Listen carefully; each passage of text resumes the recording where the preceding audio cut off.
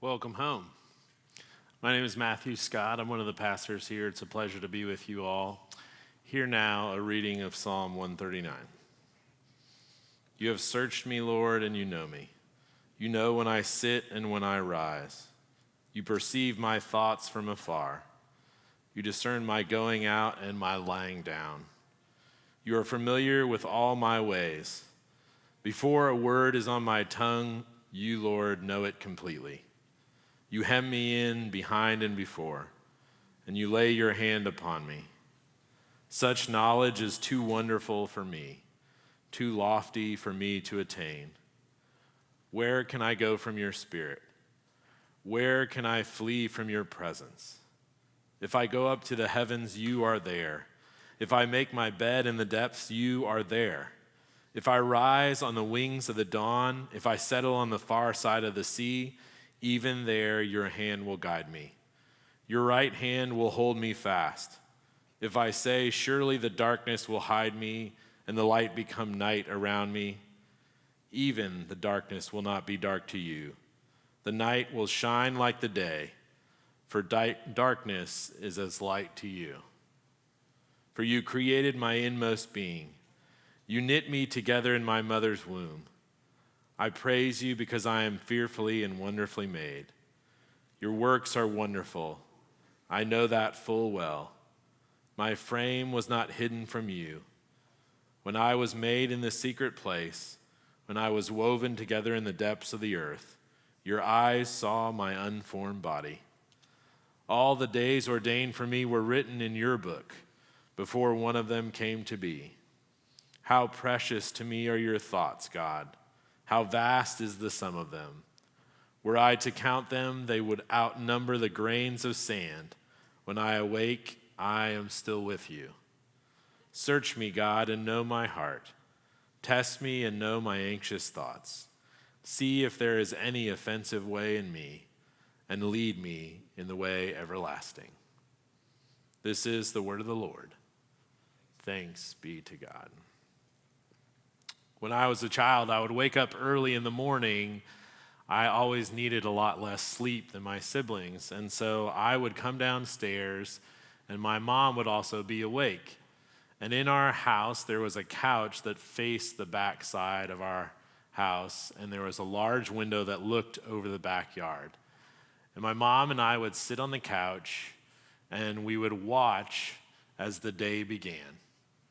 Slowly, the sun would rise, and the day would start, and the birds would sing, and life would emerge in our yard and in the world.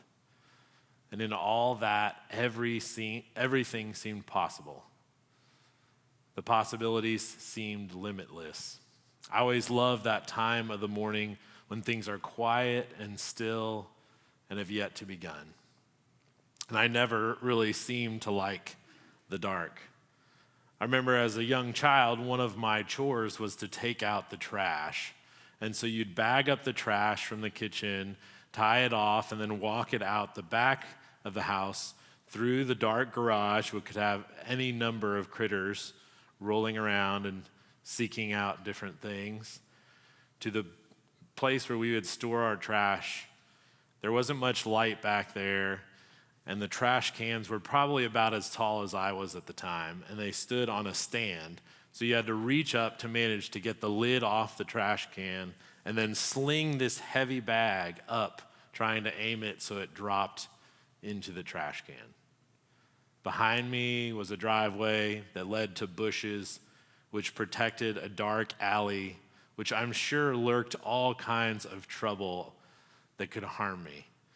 I found it ironic as a young child that in order to get the trash up into the trash can, I had to turn my back to the alley, which seemed like a horrible thing with lots of danger. I always wondered why the adults didn't do it.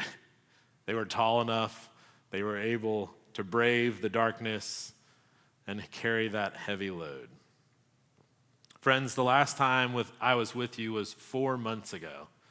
In mid-March, I preached here in the CLC, and it was the first Sunday of COVID, the first Sunday of shutdown, the first time that the CLC sat empty of our fellow church family members, and we learned to worship online together. It was about that time that we had to close the church, and soon to follow, schools would close down, and we would all learn to live into this new reality and adapt to what life has become.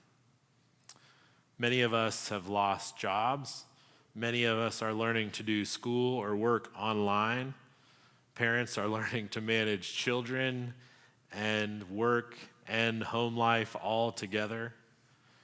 For me, my parents moved to Baltimore to take care of my brother's child, and my wife was still going to work, so I was at home with the baby and a full-time job.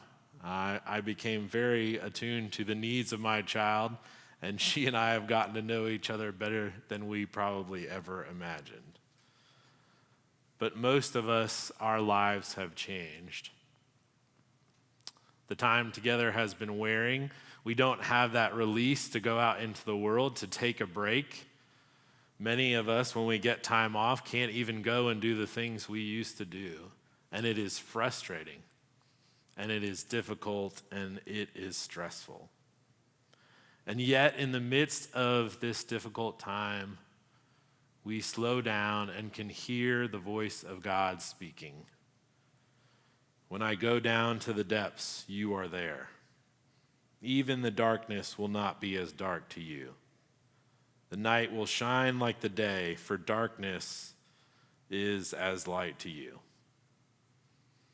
Friends, I would offer that in this time we are all learning to walk in the dark. One of my favorite authors, Barbara Brown Taylor, has written a book entitled Learning to Walk in the Dark. And in this delightful book, Taylor offers a positive take on darkness and speaks actually to its many benefits. She writes, "Even when light fades and darkness falls, as it does every single day in every single life, God does not turn the world over to some other deity. Even when you cannot see where you are going and no one answers when you call, this is not sufficient proof that you are alone. Darkness is not dark to God. The night is as bright as the day."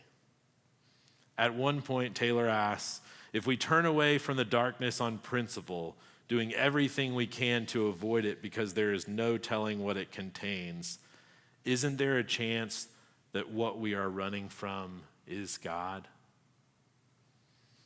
Since many biblical characters and the saints that have followed them found or encountered God in the darkness, we might in fact miss encountering the divine presence if we avoid the darkness at all cost.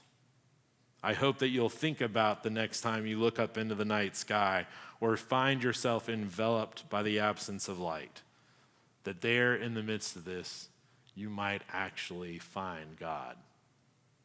Reverend Tim Hughes Williams, who serves as a pastor of Brown Memorial Park Avenue, a Presbyterian church, not on Fifth Avenue in New York City, but in Baltimore, actually a few houses down from where my brother lives, writes about the use of the word darkness in the Bible. Williams outlines that it appears frequently and with an almost universally negative association. Think of John 1, verse 5. The light shines in the darkness, and the darkness has not overcome it. Again and again, the Bible associates the word darkness with evil, sin, or the absence of God. But Barbara Brown Taylor points out that when you look at how darkness actually functions in stories, it is a much more nuanced picture. For example, in the beginning of all this that begun, there was nothing but God and the dark in Genesis 1. It was almost like the raw material of everything that came after it. And then God leads Abraham out into the darkness so he can overlook heavenward and admire the stars in Genesis 15. And then there's the day that Jacob becomes Israel, one who struggles with God. He spends the entire night wrestling with a stranger that finally blesses him in the darkness in Genesis 32. In the book of Exodus, God comes to meet Moses in the desert in the form of a dark cloud. And when Moses wants to speak with God, he approaches the dark place where God resides in Exodus 20. Jesus is born while shepherds watch their flocks by night, and the angels who sang Hosanna in the highest were flying around in the dark. No wonder they had to remind everyone not to be afraid. And then, of course, there is the darkness of the empty tomb. All of this suggests that when the Bible uses the word darkness, it is using a very specific meaning, but the stories are very different. Barbara Brown Taylor's definition of darkness is everything I do not know, I cannot see, or am afraid of. But if we take the stories of the Bible seriously, we see that the darkness is also where God dwells.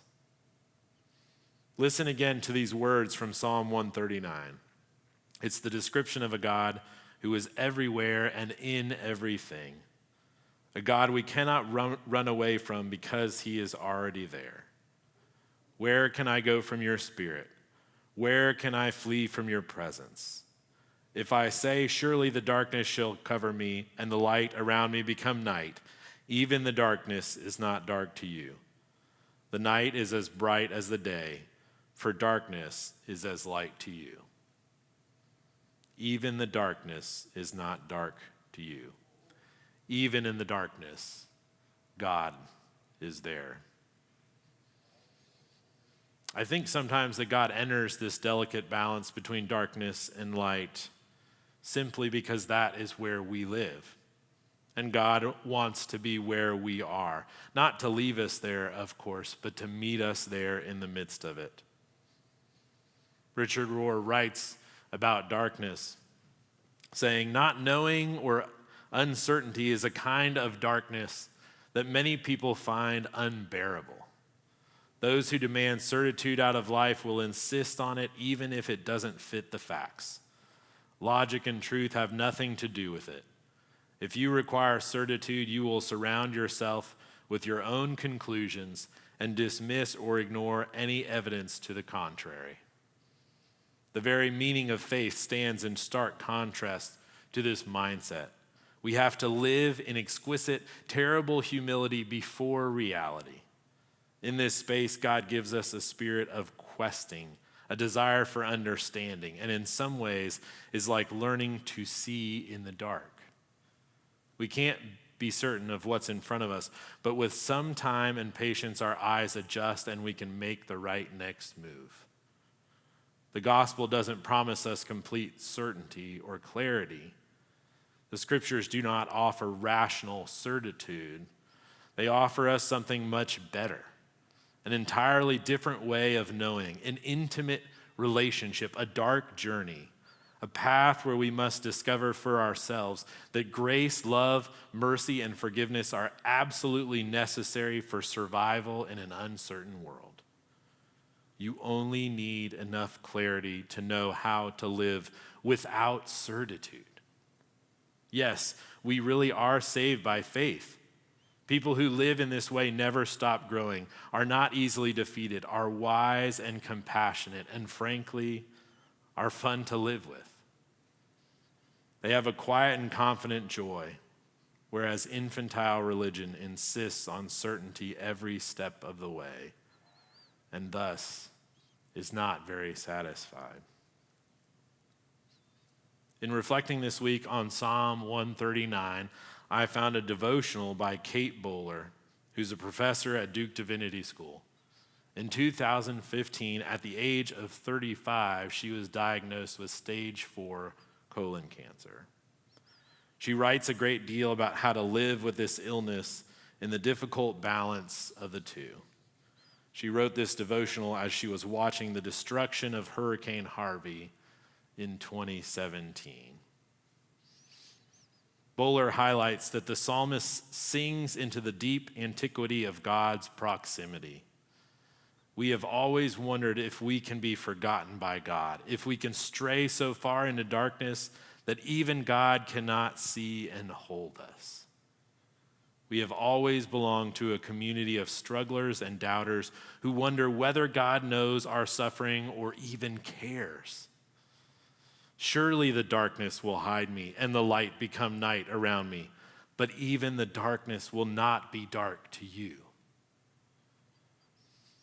What she learned in this course of years of life in reflecting on her illness, Bowler writes, I can live in the space of not knowing why this horrible thing is happening to me and still know I am held somehow, loved by God. Old Testament theologian Ellen Davis, in her book, Getting Involved with God, points out that the Psalms have language for moments like these in our lives.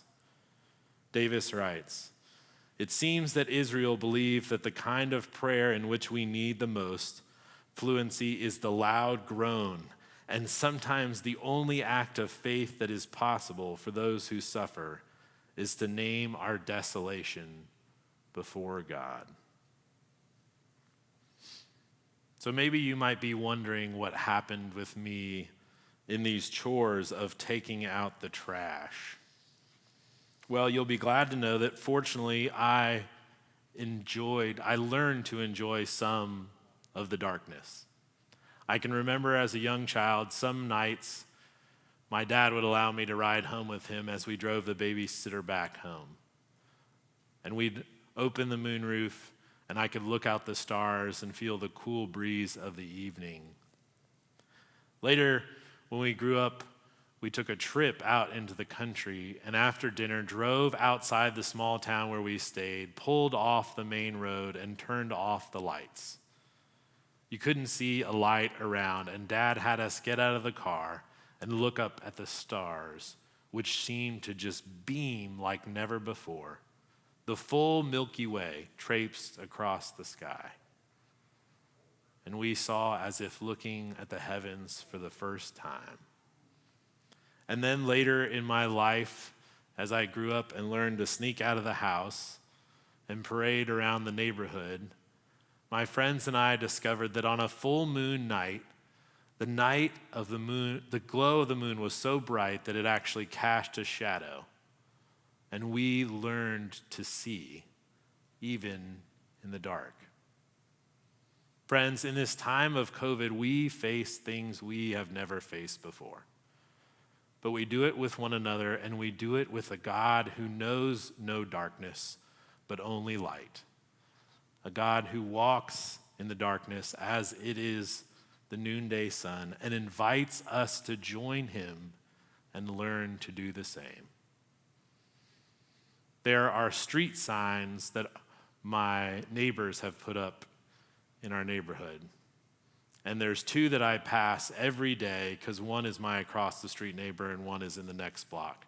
So driving to and from work or any errands we have to do, we pass these signs. And one says, "One day at a time." The other says, "Don't give up, you are not alone."